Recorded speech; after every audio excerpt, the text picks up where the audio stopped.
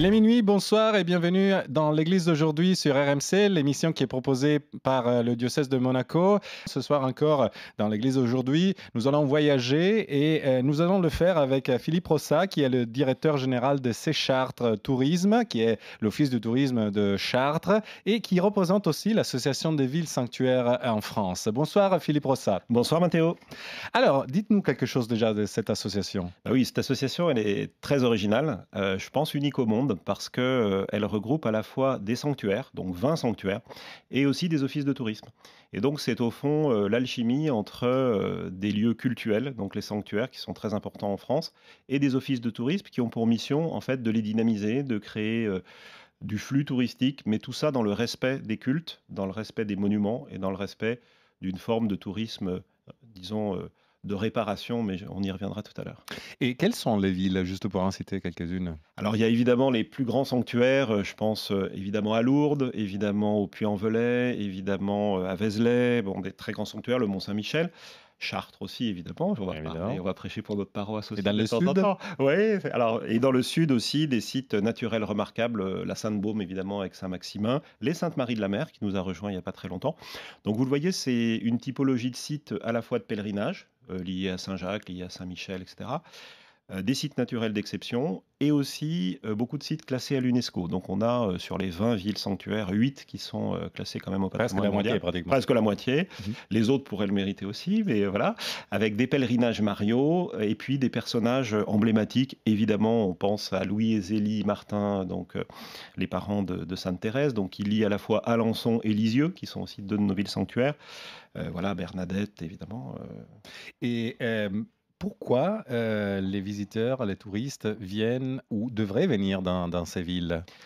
Alors je crois que, vous savez, par les temps qui courent, il y a différents types de tourisme. Nous militons, parce qu'il faut militer ardemment, pour un tourisme qui est fait de bienveillance et de respect.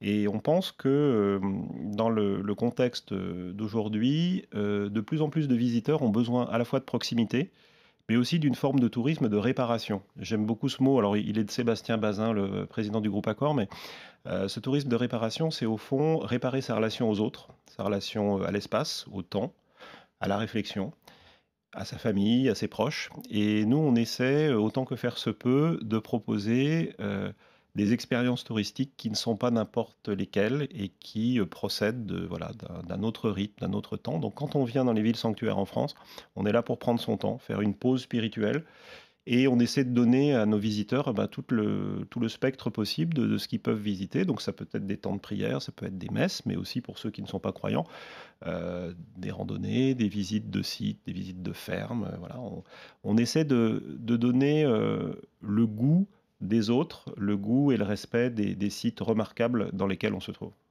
Et être les responsables d'un office de tourisme d'une ville où il y a un chef-d'œuvre architectural, un monument ou un sanctuaire, Mmh. effectivement, comme dans votre cas, est-ce que ça comment dire, génère des responsabilités encore plus importantes par rapport à d'autres offices de tourisme? Clairement, je pense que d'abord dans le tourisme, on a des droits bien sûr, mais on a beaucoup de devoirs. Et en particulier dans ces villes sanctuaires, notre devoir principal, c'est d'éviter le surtourisme. Mhm. On le voit dans des grandes villes internationales, on a parlé beaucoup de Barcelone, Venise aussi, il y a le Venise. même problème. On voit que les populations sont même parfois hostiles aux touristes. Et il est vrai que nous, on est plutôt dans l'idée de travailler sur une notion de voyageurs plutôt que de touristes, de voyageurs respectueux, qui sont dans une notion de bienveillance, qui veulent venir vers l'autre. Et donc notre obligation, c'est de gérer ces flux-là. Alors les gérer le plus intelligemment possible. Il est vrai que par exemple à Chartres, on a tous les ans plus d'1,5 million de visiteurs à la cathédrale. Mais il faut néanmoins que les lieux de culte soient respectés. Donc par exemple, pour ce qui nous concerne, nous avons passé un accord avec le diocèse pour éviter les lieux de prière, autant que faire se peut, lorsqu'on fait des visites de groupe, par exemple. Donc Notre-Dame de la Belle-Verrière, Notre-Dame du Pilier, Notre-Dame de Souterre, qui sont vraiment des sanctuaires mariaux au sein de la cathédrale, sont préservés. Et quand on fait des visites guidées, nos guides conférenciers le savent pertinemment et évitent de troubler les temps de prière, évidemment les messes, les cérémonies, les enterrements, les baptêmes, etc. Évidemment. Donc c'est vraiment un travail de très grande symbiose avec les diocèses, et ça c'est, je crois, très important. Justement, est-ce qu'il y a des règles particulières pour gérer des églises sanctuaires par rapport à d'autres églises? Disons que oui, on est, très, très vigilant, bien sûr, aux questions de sécurité. Là, par exemple, effectivement, suite à ce qui s'est passé à Notre-Dame et ce qui s'est passé à Nantes, on a renforcé beaucoup, la sécurité. On travaille, vraiment main dans la main avec le diocèse sur, alors là, on a des personnels, compétents, des Qui est SIAP, formé. hein, voilà, qui sont formés pour ça, qui peuvent être des sacristains, mais qui peuvent être des personnes extérieures, au monument, pour justement, gérer vraiment la sécurité. Ça, c'est vraiment le premier élément. C'est-à-dire que sans ça, rien de possible. Voilà, on a recréé, nous, une visite de crypte à la chandelle. Alors, ça ne sont plus des bougies réelles, mais ce sont des LED, mais ça fonctionne quand même très bien. Et dans tous les sanctuaires, on essaie vraiment d'être très vigilant là-dessus, à la gestion des flux et surtout au respect du culte. Ça, c'est fondamental. Et de leur part, les diocèses sont, comment dire, est-ce qu'ils apportent une contribution particulière aussi au reste de l'offre touristique de la ville? Oui, clairement. Je pense qu'aujourd'hui, cette association, ce qui fait à la fois son cachet, son charme et puis son succès aussi, parce qu'on a beaucoup justement, de sanctuaires nouveaux qui nous rejoignent. Je parlais des Saintes-Maries de la Mer, mais on a aussi la Louvet en Ardèche qui nous a rejoints. Il y a vraiment une forte appétence pour cette association, parce que je crois qu'on est dans une forme d'équilibre. C'est-à-dire que, évidemment, le diocèse va nous apporter du contenu, va nous apporter des idées de visite, va nous apporter des temps de prière aussi pour nos visiteurs. Et nous, on va essayer en face de ça, d'apporter des choses qui paraissent un peu triviales, mais de l'hébergement, de la restauration, des visites touristiques, mais qui fassent sens, qui ne soient pas comme ça complètement déconnectés de l'expérience qu'on vit. Et ce que l'on constate au final, c'est que les touristes qui sont venus, qui ont passé 2 jours, 3 jours, 4 jours, ils en sortent différents. Et justement, nous sommes encore dans une période particulière parce que finalement, la pandémie de Covid-19 n'a pas encore dit son dernier mot, malheureusement. Mais nous vivons aussi le drame de la guerre de la Russie contre l'Ukraine. Est-ce que donc cela provoque toute une série de conséquences, surtout sur le portefeuille des Français et des Européens en général. Est-ce que les villes sanctuaires ont un rôle à jouer dans cet été si particulier? Oui, clairement. Alors ça, on en est extrêmement conscient. On a vécu 2 années évidemment de crise sanitaire qui étaient pour le tourisme des annus horribilis, effectivement, qu'on n'avait pas connu depuis la guerre.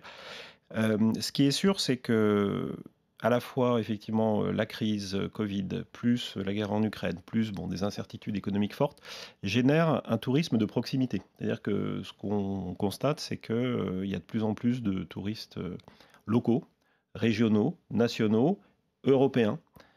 Aujourd'hui, effectivement, on n'a plus beaucoup d'Asiatiques qui viennent sur nos territoires. On a un retour quand même des clientèles américaines, mais ce qui est le maître mot quand même de l'été 2022, c'est quand même la proximité. Mhm. Et donc, on voyage moins loin, moins longtemps, mais peut-être plus souvent.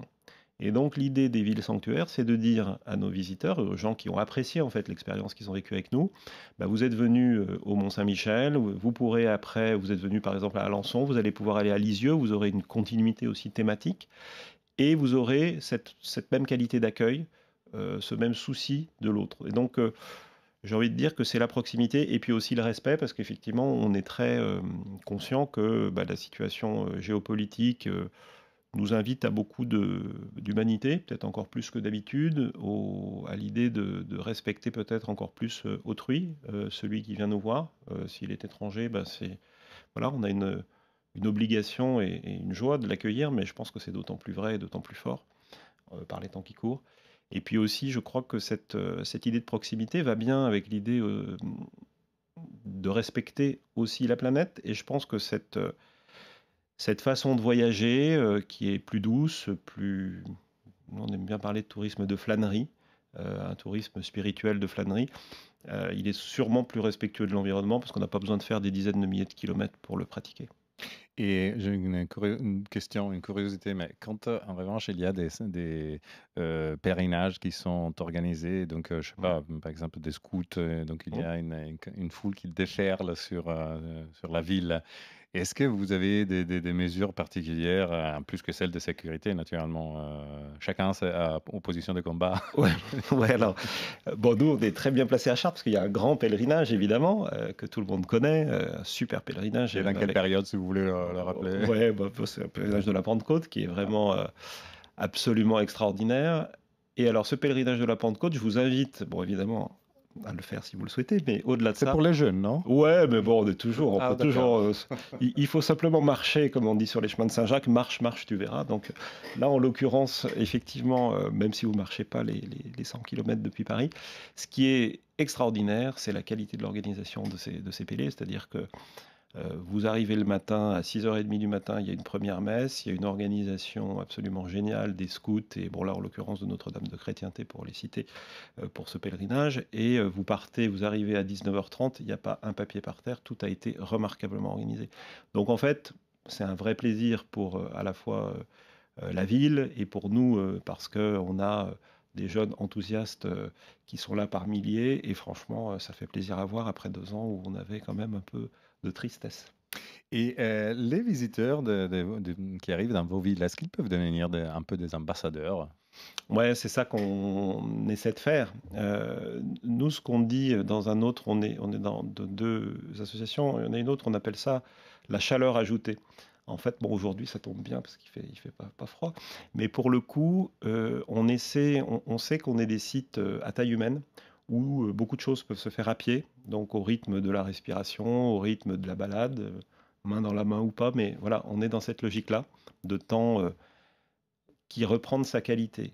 Donc en fait, ce qu'on veut simplement faire passer comme message, c'est ça, c'est qu'on n'est pas forcé d'avoir un timing extrêmement précis, on n'est pas forcé de vouloir faire, comme on dit aujourd'hui, 5 ou 6 musées à la suite, mais plutôt de prendre son temps, de prendre le temps d'écouter ceux qu'on va rencontrer, et puis peut-être ceux qui sont autour de soi qu'on n'a pas forcément toujours la disponibilité d'esprit d'écouter. Donc, D'ailleurs, vous me faites penser que ces derniers jours, ces dernières semaines, il a fait très chaud en France. Donc, quand on rentre dans une église sanctuaire, en général, il fait un peu plus frais. Donc, c'est aussi bien pour se rafraîchir, effectivement.